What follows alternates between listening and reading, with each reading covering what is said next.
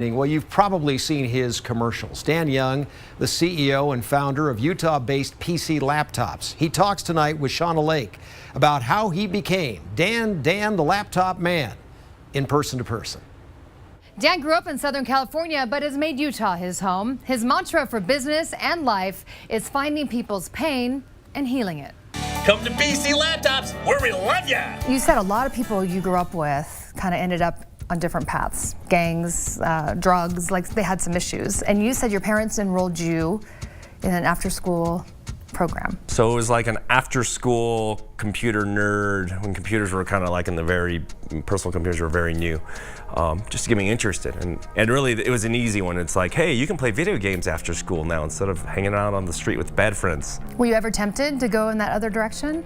Well, I did go in that other direction, and I became a teenager and did dumb teenage stuff and got in big trouble. But that seed that pulled back to technology kind of always drew me back.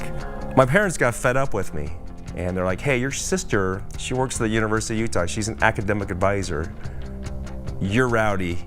You're being a bad kid. You should go live with her for a summer. How did that lead to kind of where you are now? You had a job at a local electronics store? I was working there for a few years and became one of the top salespeople in computers and that. And then one day, my boss was like, hey, we're going out of business, so probably should be looking for new work. I actually went and I physically dialed all those customers who bought computers from me at this retail store. I'm like, hey, if you bought one, here's my pager number. Please call me and I will help you. The first year, $27,000 in the hole, I remember, maxing on my credit cards. It was crazy. And that next year, we did over $1 million in revenue. You were just worried about serving people and helping them with their needs, and on the back end, you were making $1 million. It seems like there's sort of a life lesson in there somewhere. Well, it was all guilt-driven because I was really selling these people and pitching them all the stuff that we were gonna do. And I kind of felt like, gosh, these people are gonna feel like they're not really getting what they were told. Well, I gotta take care of it because I gave them my word. What was the number one lesson you learned from your parents, do you think? Never give up. I remember when I was a little kid, we were counting change and digging out in the laundry room so we could buy dinner.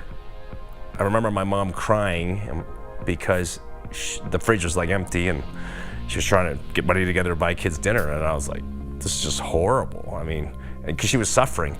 So I made myself a promise. I was like, I'm gonna do whatever it takes so that, you know, they don't have to suffer like this. You have found yourself a gem. The purpose in my life now really is to try to find people's pains and heal them with whatever we do.